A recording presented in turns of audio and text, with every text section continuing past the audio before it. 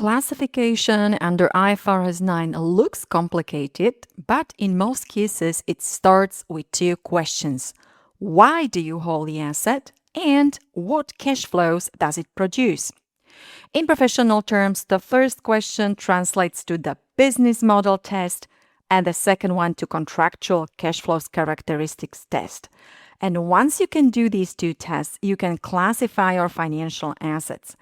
In this video, I am going to show you how. I am Sylvia of CPD Box, and on my website, you can find practical IFRS checklists, Excel files, and explanations. The links are below. So, classification of financial assets under IFRS 9 depends on two tests.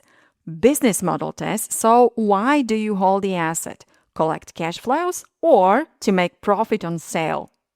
The second test is contractual cash flows characteristics test. So, does the asset give you interest or dividend?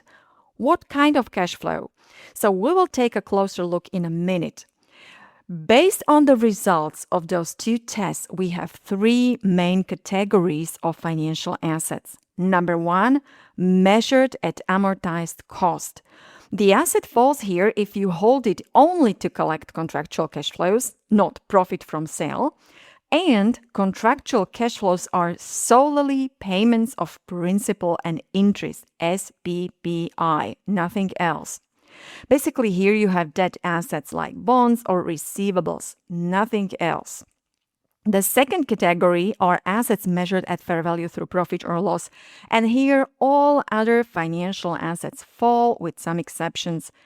In some cases, you can designate a financial asset in this category on initial recognition, okay? It's your choice. Let's move on. The third category are assets measured at fair value through other comprehensive income. And here we have two types. Some debt assets like bonds, for example, if the business model is to collect cash flows and sell, plus the cash flows from the asset are SPPI, solely payments of principal and interest. It falls here. Now, the difference from the first category is that here you hold the asset only to get interest and principal, but here you hold the asset to get the interest, but also to sell it and take the profit or loss for that matter. Cash flows are the same. Now, we have also some equity instruments here like shares. And if you hold those, normally they would be classified here.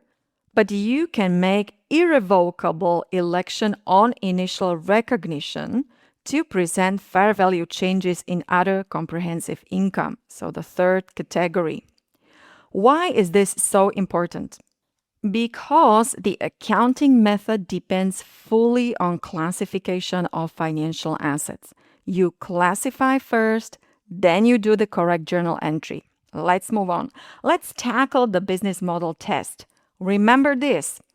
It relates only to debt instruments like loans, receivables, or bonds, not shares, not derivatives, because those will not be at amortized cost anyway, so debt.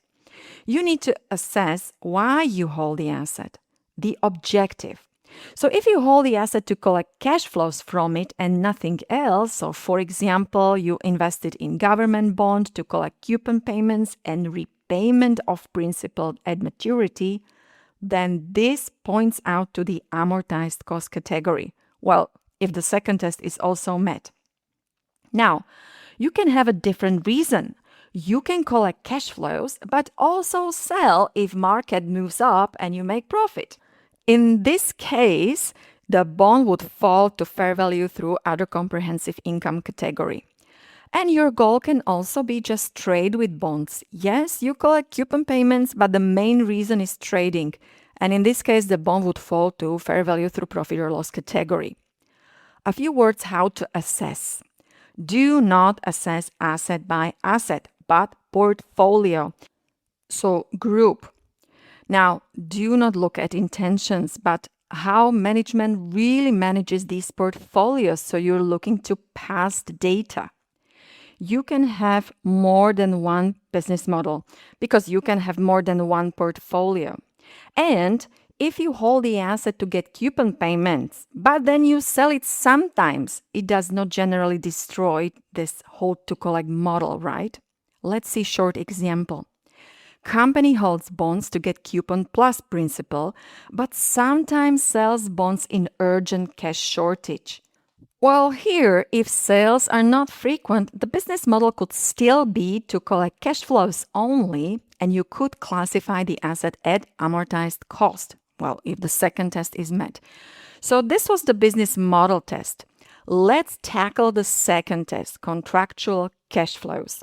Again, apply this test only to debt assets such as loans, receivables, or bonds because all other assets such as shares or derivatives cannot be measured at amortized cost.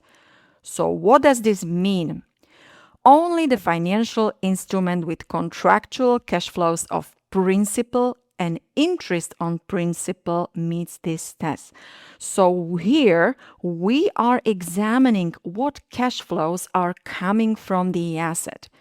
So under IFRS 9, interest is the consideration for the time value of money and the credit risk, and that's the risk that the debtor will not pay at all, simply speaking. And here you need to assess asset by asset, not on portfolio level like before. And in the currency in which the asset is denominated, because yes, sometimes that matters. So let's take a look at few simple examples of instruments that normally pass the SPPI test. The first one is a fixed rate loan. For example, the borrower repays the principal of 10 million and pays fixed interest of 4%. If there are no unusual features, the cash flows are only SPPI, the principal and interest. The second example is a floating rate loan. For example, interest based on a 3-month benchmark rate plus a fixed margin and resets every 3 months. Well, careful, if the rate is leveraged, for example, 2 times the benchmark rate, the test would fail. The third example is a zero coupon bond. Well, it doesn't pay regular coupons, but it is issued at a discount and repaid at par, so the return is implicit interest. These assets can be classified either at amortized cost or at fair value through other comprehensive income, but you need to check the business model test. On the other hand, some instruments fail the test. For example, convertible bond, that's classic example, because the holder is exposed also to the issuer's equity value, because you can convert the bond to some share capital then. Or inverse floating rate loan like this minus, because the interest moves in the opposite direction from the benchmark rate.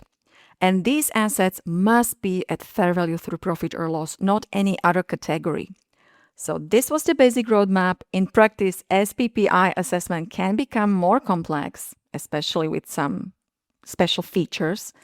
And I covered these deeper examples in the IFRS kit. The link is below. If this helped, subscribe for more practical IFRS explanations. Thank you for watching. Bye.